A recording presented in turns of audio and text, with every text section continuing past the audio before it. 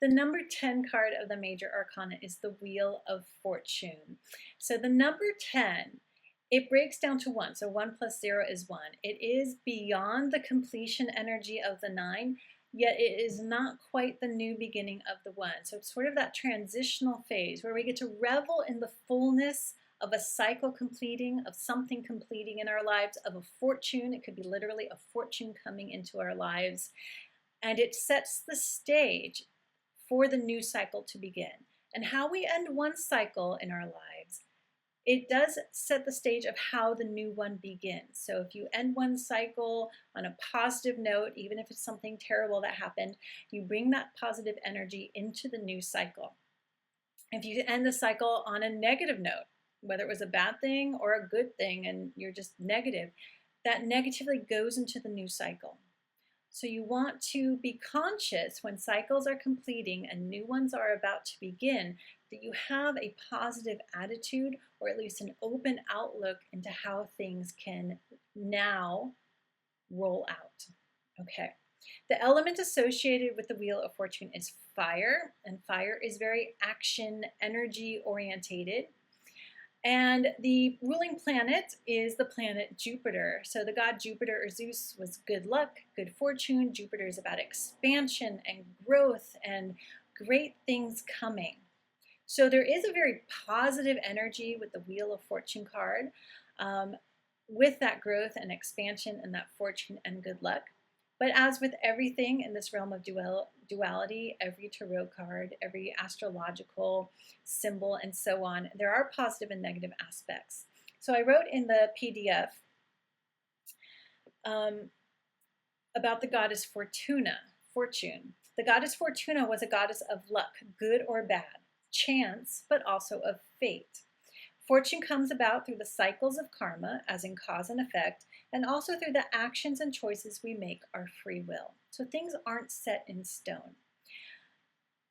And that's kind of where I was saying, when one cycle completes, even if something was negative or bad or unpleasant, if we have an open or a positive outlook towards the future, we can shift that energy to bring in more positive, expansive, and fortunate cycles in the future.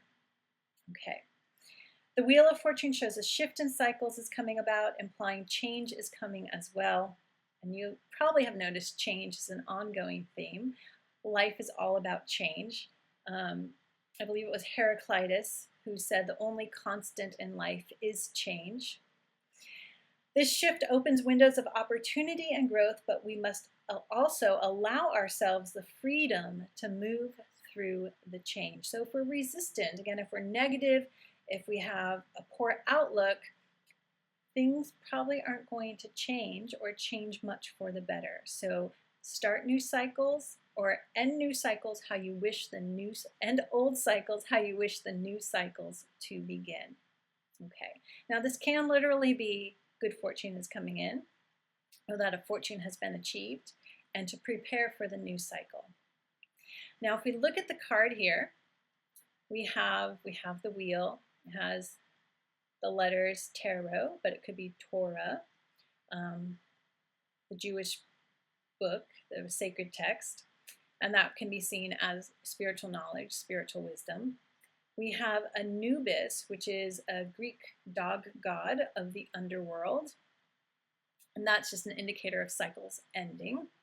We have the snake, and snakes shed their skin. They're symbolic of wisdom, as well as, with the shedding of skin, the cycles, shedding the old and making way for the new.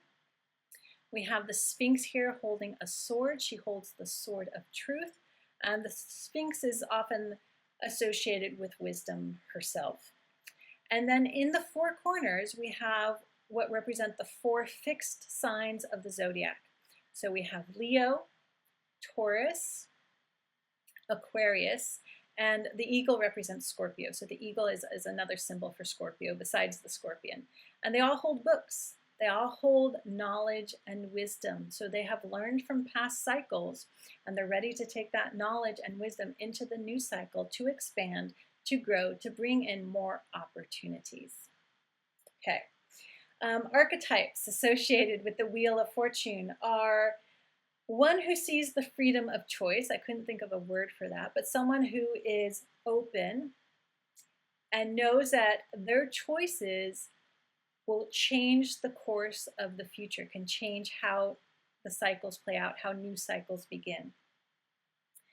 And then as well, one who resigns to fate, so the opposite. So the person who feels and knows they have free will and their choices matter, and the other person who feels life is fated, everything's set in stone, and what's the point of making a choice? But in that resignation, that is a choice to not express free will.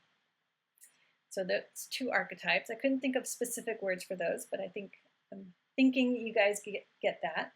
And then also the enlightened being, the Buddha, the one who sees the cycles, understands the cycles of karma, is aware of causes and effects, and flows with the cycles and through the cycles, who balances out, okay, some things are happening, some things are in play, yet I do have free will, and those choices can affect how things play out. Okay, that is our Wheel of Fortune. Next coming up is the Justice card.